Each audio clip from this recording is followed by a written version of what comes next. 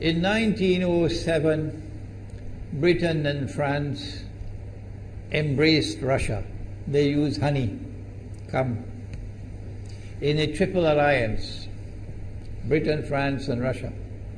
And the honey that they used to trap Russia was that if we win the war that's coming with the Ottoman Empire, you will get Constantinople, which is what Russia wants. But they promised Russia one thing through the front door, and they took it back through the back door, like what they did to the Arabs. These are people with PhDs in deception. If they tell you that the sun is shining, don't believe them. Go outside and look up in the sky, see whether the sun is shining. When the Russian army had fought in the First World War and had suffered the most losses, the brunt of the kill were Russians. And they were now winning the war. And the Ottoman Empire was collapsing. And the Russian army is only an arm's length away from Constantinople. They don't want Russia to get Constantinople. No. So what did they do? Russian Jews organized and executed the Bolshevik Revolution, which overthrew the Russian monarchy. They killed the Tsar and the whole family, overthrew the government, and took Russia out of the war. So the Russian army had to stop in its tracks and could not go to Constantinople. In other words, the Russian Jews stabbed Russia in the back. They did more than that. They brought communism. Communism is not Russian. These dum-dums don't understand that. Communism was created to destroy Russia. Why don't these dum-dums understand it? Communism is not Russian. Communism was created to destroy Russia, to destroy the Russian Orthodox Church. So they brought communism in the Soviet Union.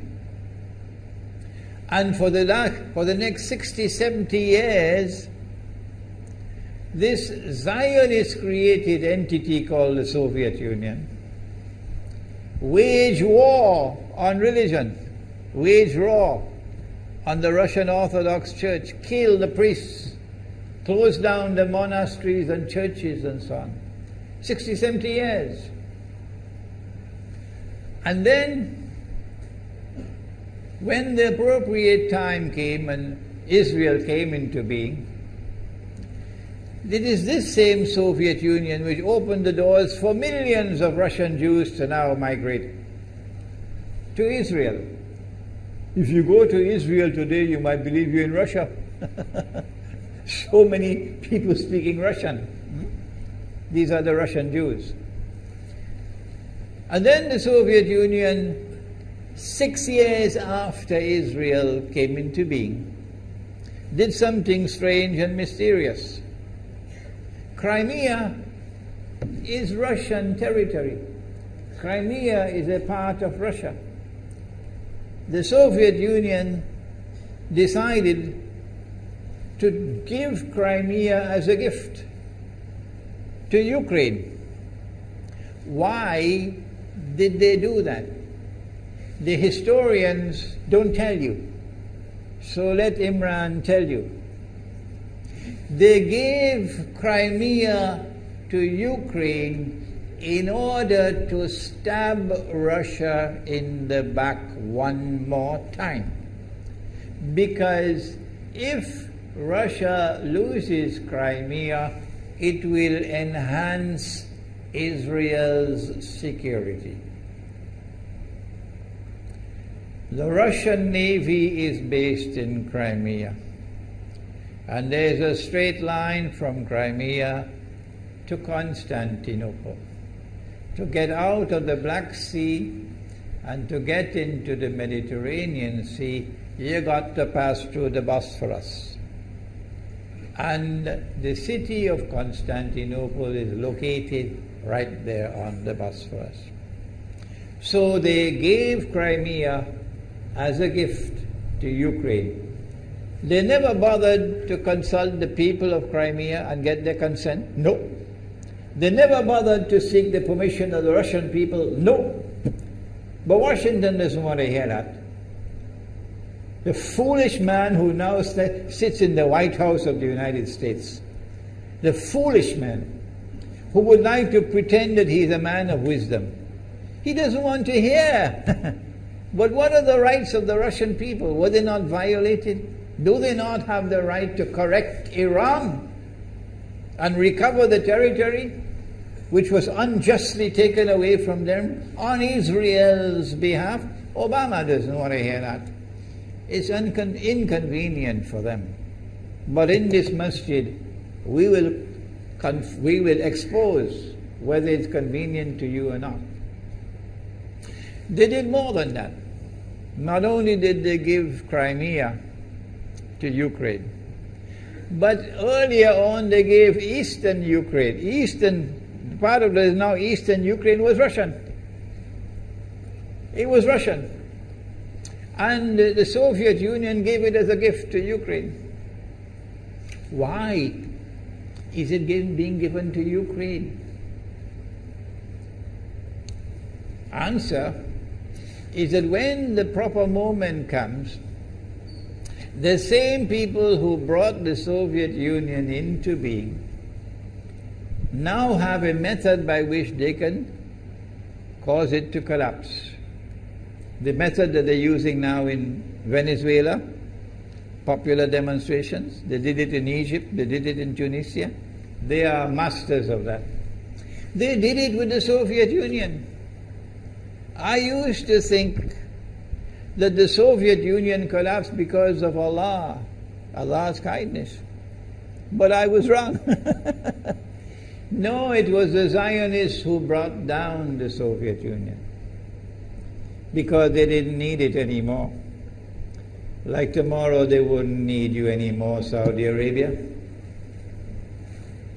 And they wouldn't need you anymore, Islamabad. When will you understand that? They'll just throw you to the dogs. You served them long enough. So they brought down the Soviet Union. Why? So that Ukraine might emerge as an independent state. That's danger for Russia. They prepared the way.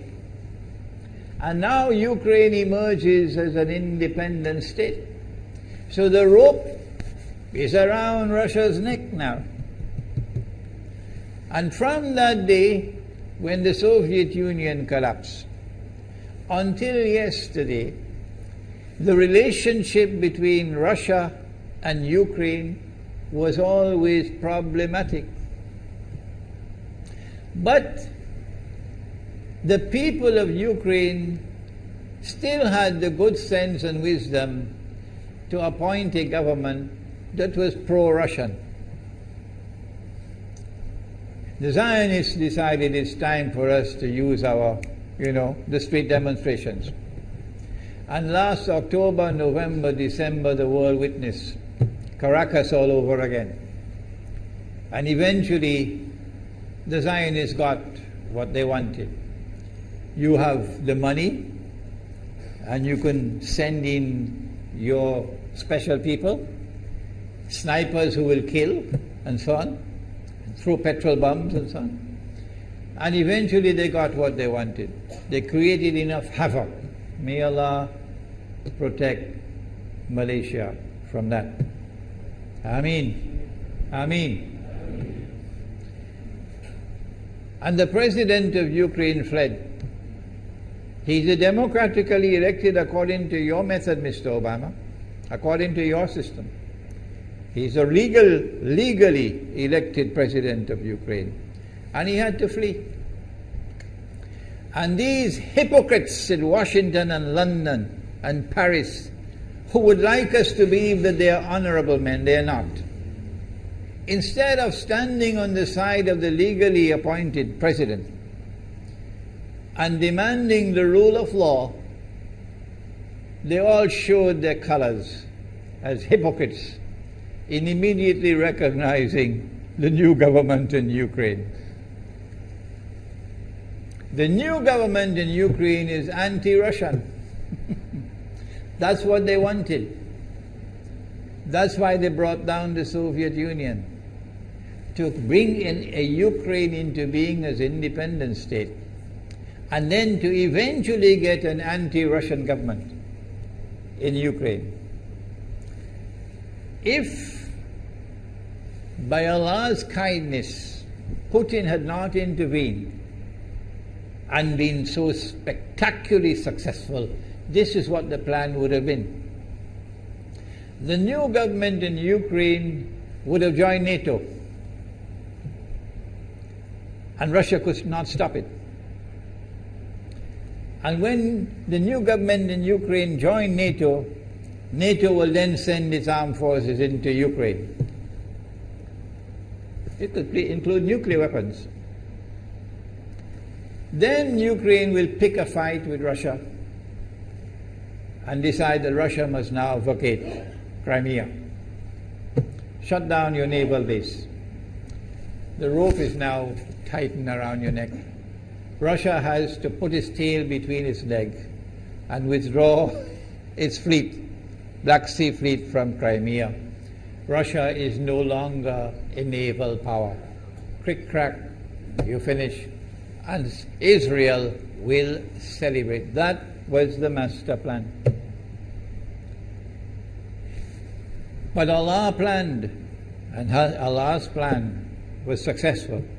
And it is time for the Muslim world to recognize and to see, I cannot influence governments, so what can I do? Don't bother, you waste your time with governments. But the people can understand that this was Allah's plan. They planned, the enemy planned for so long, and at the last moment Allah intervened. And Putin was able to get the people of Crimea to vote in a referendum. And they voted 90-something% in favor of returning to Russia. They were a part of Russia, and they want to return to Russia. So Putin was successful in delivering to the Zionist movement the first defeat it has ever suffered, significant defeat, in the more than 100 years since the Zionist movement was established. If that is not a sign from Allah, it's time for you to wake up.